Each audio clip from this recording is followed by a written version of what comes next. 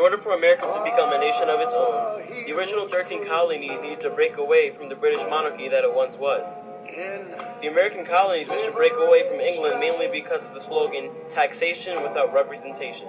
Or in other words, that there was a lack of the 13 colonies' say in the decision to heavily tax the citizens of British America. So the 13 colonies decided to take a stand.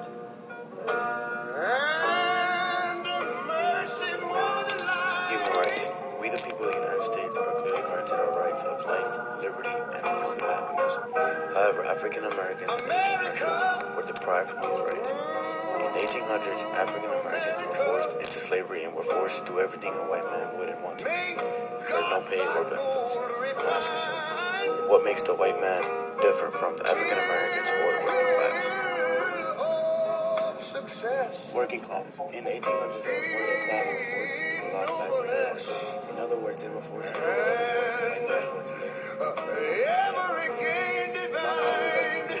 And you know, when I was in school, we used to sing something like this. Listen here. The white rich man were just sitting and watching. Nowadays, democracy has found a way to never let this occur again. That way was by setting up something called the minimum wage, which states the lowest wage that employers Amber waves of grain. Our country is not run by a king or any other type of dictator. We as citizens of this nation vote for those we wish to see lead our nation, which defines democracy. An example of the democratic legislation system occurred on May 11, 1932, when Herbert Hoover vetoed a bill to amend the Tariff Act of 1930, which raised taxes. The House of Representatives sustained the veto. That is only one example. Sometimes a veto can be overridden with 2/3 of the Congress vote to pass the bill or the law that the president did not wish to allow.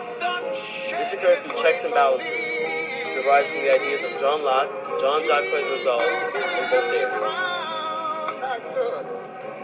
In order for a country to be democratic, the people within the country must have equal rights. If democracy is a form of government that is supposed to favor and the people's values, then it bears a complex relationship with democracy. In the 1950s and 1960s, Martin Luther King Jr. fought for the equal rights of African Americans. He led a number of movements all leading up to the ending of segregation.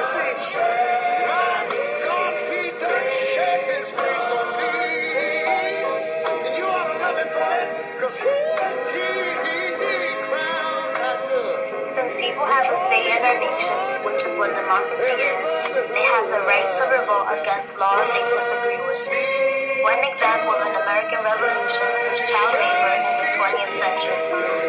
In 1900, almost 2 million children were working in mills, mines, fields, factories, stores, and on city streets across the United States. The census of 1900 took note that there were workers of ages 10 to 15 and found that 18.2% of children in the country of these ages were working. Because of this census, a national movement to end child labor occurred in the United States.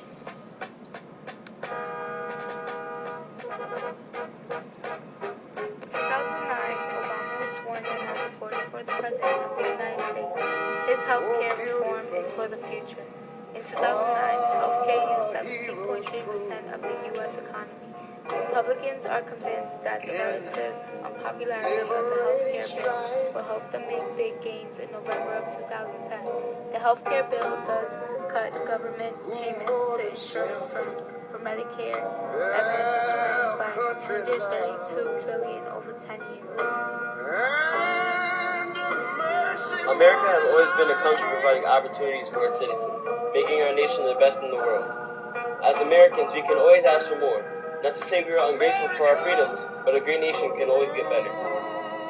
Taking the homeless off the streets is one important goal we should have in mind. President Obama is jump-starting this mission with Project Homeless Connect, which he created this year, and it will provide 3,000 new units of permanent housing for the homeless. This will not only motivate the homeless to search for jobs, but it will also help them become independent. As one of the most powerful nations in the world, we still sometimes find reasons to become involved in wars. Americans have a lot of nationalistic pride which motivates them to defend our nation. Without such a successful democracy, who would want to defend it? As the war in Iraq ended on August 31st, 2010, America realized that the war was not worth the deaths it caused. over 4,400 United States military personnel passed away in Iraq. Especially in our recession, wars are not economically friendly. Considering the military spending of $1.531 trillion in 2009, it increased 8% in 2010. Ending wars and creating peace can not only secure finance, but also lead to world peace.